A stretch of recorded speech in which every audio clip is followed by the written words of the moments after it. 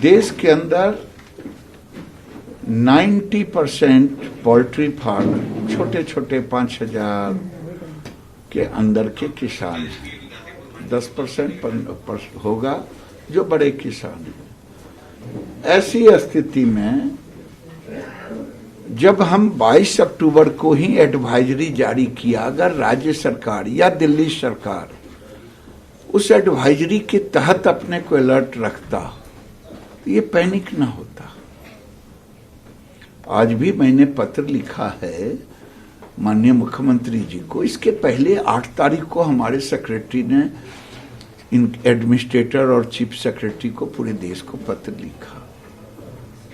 उसमें हमने कहा है कि ये अभी तक कोई रिपोर्टेड नहीं है कि पक्षी से आदमी में आया है, तो अभी पैनिक करे ना, क्योंकि इससे जुड़ा हुआ जो 90% हमने कहा कि पोल्ट्री फार्मर छोटे किसान हैं जो 1,000 से 5, उसी तरह से 90% किसान जो मक्का उत्पादित करते हैं 1 एकड़ से 2 एकड़, 1 हेक्टर 2 हेक्टर, रेट एकदम डिप कर गया 5 दिन में, किसको नुकसान होगा?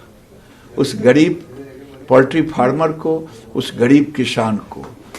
आप वैज्ञानिक तरीके से अगर कुछ आपको प्रोटोकॉल के अनुसार अगर कुछ है तो आप कार्रवाई करें।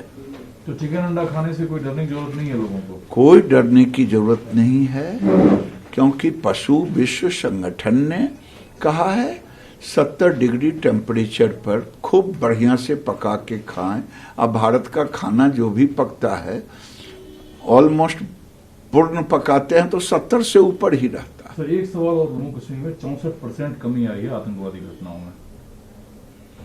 मैंने अभी खूब कमी आई है देश में जब से नरेंद्र मोदी जी 370 वहां हटा है। अभी देखा होगा कि चुनाव हुए, उन चुनावों में चाहे पंचायत के चुनाव हों चाहे डिस्ट्रिक्ट के चुनाव हों, उसमें बढ़ चढ़ करके हिस्सेदारी हुई है।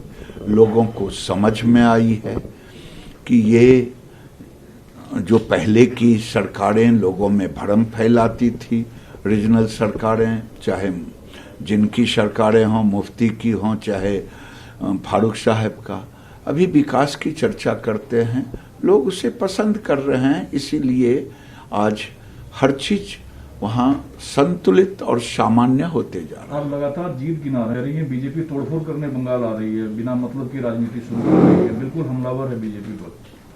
देखिए, बंगाल में ममता बनर्जी बंगाल की जनता के मिजाज से डर चुकी है, क्योंकि इनके आतंक से बंगाल की जनता डरी हुई है। आतंक इनका इतना बड़ा आतंक है जो खुलेआम कहती हों कि किसी भी घुसपैठिए को हमारे रहते जाने की जरूरत नहीं है। रेड कारपेट बिछा के रखती है। विकास शून्य पे चला गया, जो कभी बंगाल विकास की ऊंचाइयों पर हुआ करता था। केंद्र की उन सारी योजना वहां के 70 लाख किसानों को 6,000 रुपये प्रति वर्ष लेने से वंचित कर दी। आयुष्मान भारत के कार्ड नहीं ले पाए उसका फायदा 5 लाख तक का इलाज का। एक तरफ लोगों को इलाज के लिए भी मुहताज है, नहीं लेने देती, दूसरी तरफ गैर मुस्लिम जो खास करके हिंदुओं को डराती धमकाती, तो वहां का वातावरण बड़ा माहौल डरा डरा सा हो गया है। तो आज जो सुप्रीम कोर्ट एक कमेटी बनाने की बात कह रही है कि वो बातचीत के जरिए कुछ हल होगा। सुप्रीम कोर्ट ने जो भी निर्णय लिया है उस पर कोई प्रतिक्रिया नहीं हूं। ऐसे भी भारत सरकार बातचीत के लिए दरवाजे खुले रखे और लोकतंत्र में संवाद से ही कोई रास्ता निकलता है, और संवाद है चर्चा, चर्चा को ही संवाद कहते हैं। इसीलिए हम तो चर्चा और संवाद करना चाहते हैं।